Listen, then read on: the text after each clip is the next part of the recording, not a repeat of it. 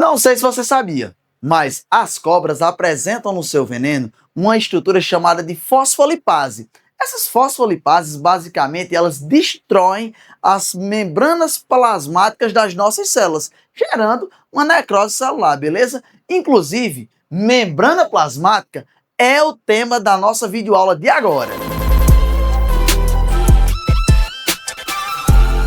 Bom, pessoal, vem cá comigo, olha só.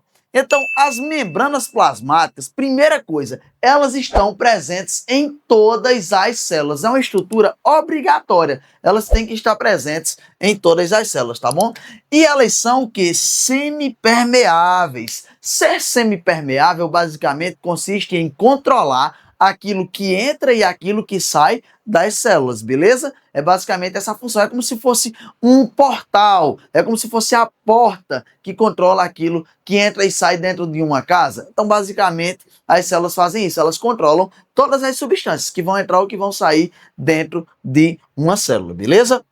E elas têm um modelo chamado de modelo do mosaico fluido, formado por uma bicamada lipídica. O que seria esse mosaico fluido? Bom, aqui a gente tem uma representação do que seria a nossa membrana plasmática, tá certo? E basicamente, ela é fluida porque ela se movimenta, ela não é enrijecida, ela não é totalmente endurecida como se fosse uma parede. Ela é fluida mesmo. E mosaico porque tem algumas proteínas membranárias que estão incrustadas nelas, que estão formando esse entorno dela. Então, ela fica o tempo todo ali se movendo. A membrana plasmática ela não é uma estrutura super rígida, tá certo?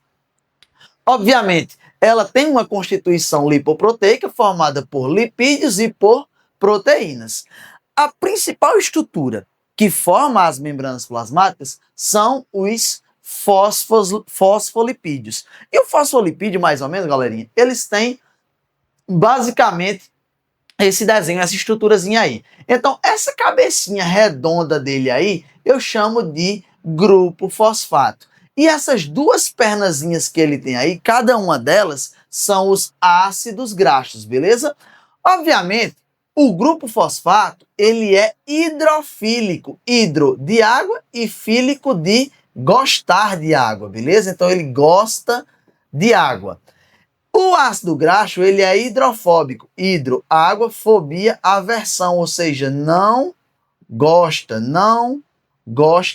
de água, tá certo? Então, qual é a lógica de uma estrutura só ter aquela parte que tem muita afinidade com a água e ter aquela parte que não tem afinidade nenhuma? Vamos prestar atenção nisso direitinho, tá certo? Eu tenho uma representação aqui da membrana plasmática que eu quero que vocês entendam. Vejam só.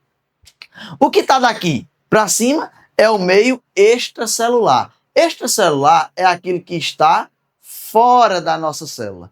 Daqui para baixo, a gente tem o meio intracelular. Intracelular é aquilo que está dentro da nossa célula, beleza? Está dentro da nossa célula. Muito bem. Então, esse meio extracelular aqui, como é que funciona? A gente tem vários fosfolipídios, que são esses negocinhos que eu coloquei aqui, tá certo? Conforme a gente fez a nossa representação. E tem essas proteínas membranares aqui, entre um conjunto de fosfolipídios e outro. Imagina que isso daqui está se mexendo o tempo inteiro. Isso aqui não está rígido, isso não está fixo. Isso se mexe o tempo inteiro. Daí a gente chamar de mosaico fluido, beleza? Essa parte aqui, ó, externa, essa parte externa que pega essas cabecinhas aqui dos fosfolipídios, isso aqui gosta de água. Então, os líquidos que batem aqui se sentem atraídos, beleza? Da mesma forma, a parte interna da nossa membrana plasmática tem muito líquido em contato com isso daqui. Então, os líquidos também se sentem atraídos por essa estrutura. Imagina se fosse ao contrário a disposição, se a parte dos ácidos graxos estivesse voltada para fora.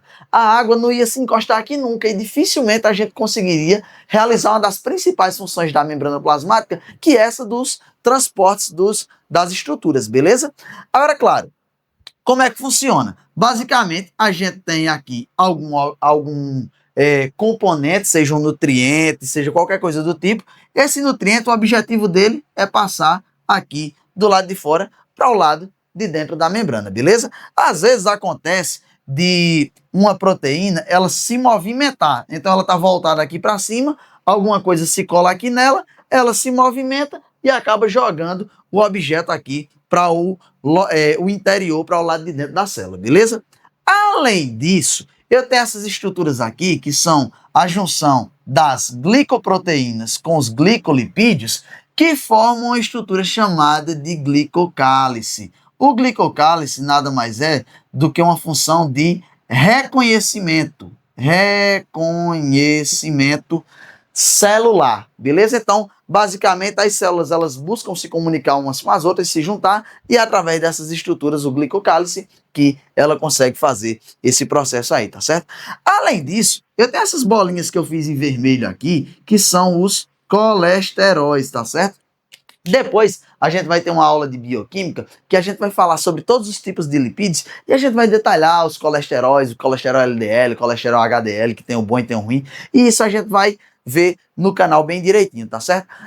Além disso, pessoal, se você está gostando da aula até aqui, não esqueça de deixar o seu like, de se inscrever, e se você está ficando com alguma dúvida, deixa lá o seu comentáriozinho, tá certo? Que a gente vai lá e vai tentar esclarecer qualquer que seja a sua dúvida, tá certo? Além disso, eu já deixei uma aula introdutória, que eu vou deixar o link aqui na descrição do vídeo, tá certo? Sobre citologia. Então, antes mesmo da gente assistir essa aula, é interessante dar uma olhadinha na aula anterior para a gente pegar melhor o fio da meada e pegar esse conhecimento de maneira mais organizada, tá certo?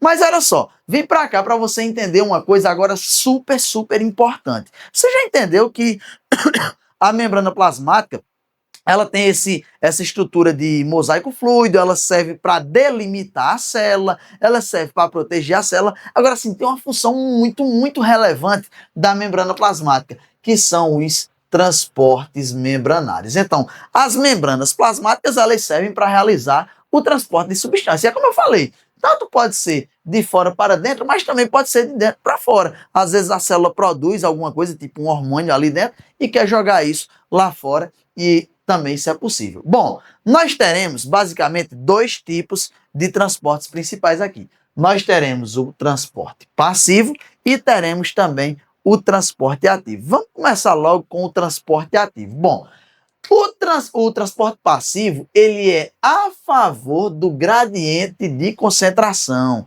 Tem uma característica super importante do transporte passivo, que é o seguinte: ele é sem gasto energético. Ele não gasta energia para acontecer.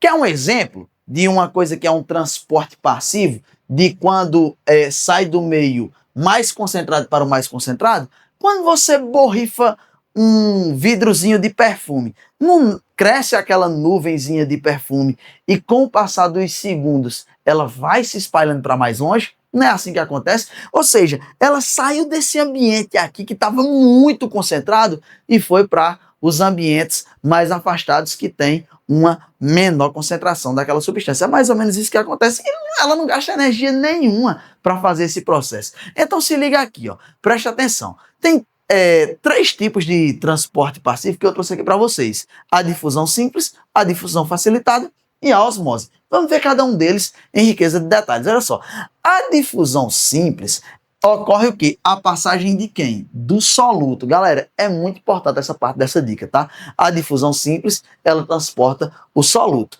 Só que é uma passagem diretamente pela membrana plasmática, tá certo? Não tem nada que ajude nesse processo, é só passando pela membrana. Por exemplo, o gás oxigênio e o gás carbônico, que eles ficam entrando e saindo lá das células, eles entre os alvéolos pulmonares e as hemácias, eles fazem ali aquelas trocas gasosas. Por serem gases, eles conseguem passar ali pelo meio da membrana mesmo, tá certo?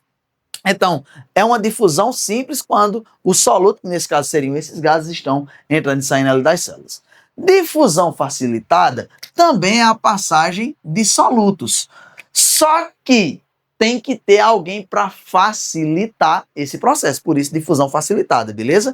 Então, existem proteínas, que eu chamo de proteínas canais, que elas estão ajudando nesse processo, que seriam essas proteínas aqui que a gente desenhou, beleza? Exemplo disso, a glicose quando está entrando nas células. A glicose já é uma molécula maior, não é como o gás carbônico ou o gás oxigênio. Ela já é uma molécula mais grande. Então ela precisa de uma estrutura para poder ela conseguir perpassar por ali. Então existe uma proteína que ela forma tipo uma ponte, um canal mesmo, um túnel por onde essas moléculas elas conseguem ali passar. E, claro, a gente também tem a osmose. Ó. Veja que a difusão simples e a difusão facilitada, a gente fala da passagem de soluto. Na osmose, a gente fala da passagem de solvente, que seria, no caso, a água, tá certo? A água é um solvente universal. Então, o que acontece? Nessas aqui, as moléculas sempre saem de onde está mais concentrado para onde está menos concentrado. De onde tem mais aquele tipo de molécula para onde tem menos. Por exemplo, a glicose vai sair de onde tem muita glicose para um local onde tem pouca glicose. É assim que funciona. Na osmose, é o seguinte, a água ela vai sempre para o meio mais concentrado, para dissolver aquele meio. Então, se tem um local que está muito concentrado, a água vai sair de onde tem a menor concentração e vai para onde tem mais. Vou te mostrar aqui agora alguns exemplos para você entender essa parte da osmose. Por exemplo, um peixe de água salgada. Quando eu tiro esse peixe lá do mar, da água salgada, e levo para a água doce, o que acontece? O peixe ele é muito concentrado, tá certo? As células do peixe têm uma alta concentração de soluto, porque ele já é habituado a viver em água salgada. Na hora que ele chega na água doce, que tem uma concentração menor do que a dele, o que acontece? A água sai do meio menos concentrado e vai para o meio mais concentrado. O mais concentrado é o peixe, então naturalmente ele vai encher suas células muito de água e essas células podem inclusive estourar. Ocorre um processo chamado de plasmólise, tá certo? Que é a morte celular. Agora, se for ao contrário, se a gente pega um peixe de água doce que tem ali uma baixa concentração de soluto e leva para a água salgada que tem uma grande concentração, qual é o sentido da água? E para onde tem mais concentração de soluto? Ela quer dissolver o ambiente. Então a água que está dentro do peixe quer dissolver o mar. O que esse peixe vai fazer? Ele vai perder a água das células dele para o mar. Então ele vai acabar morrendo por desidratação. Doideira isso, né? O peixe está dentro d'água, mas acaba morrendo ali por um processo de desidratação. Então tem que ficar ligado nisso. Tem aqui 3 representações para vocês verem se vocês pegaram mesmo a lógica da coisa, tá certo? Então, olha só, quando eu tenho, aqui está um ambiente, tá certo? Que ele é semipermeável, aqui tem o lado A e aqui tem o lado B. O lado A, ele está muito concentrado, tem muitos pontinhos azuis. O lado B, ele está pouco concentrado. Então, pela lógica, o que deve acontecer é o seguinte, o soluto sair do lado A e ir para o lado B. Isso seria a difusão simples, beleza? Isso seria a difusão simples.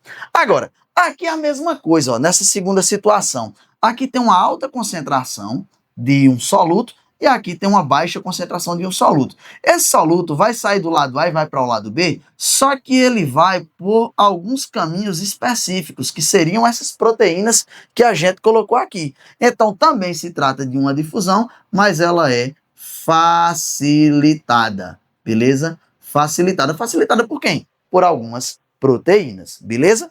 E aqui, basicamente, ocorre o seguinte, ó.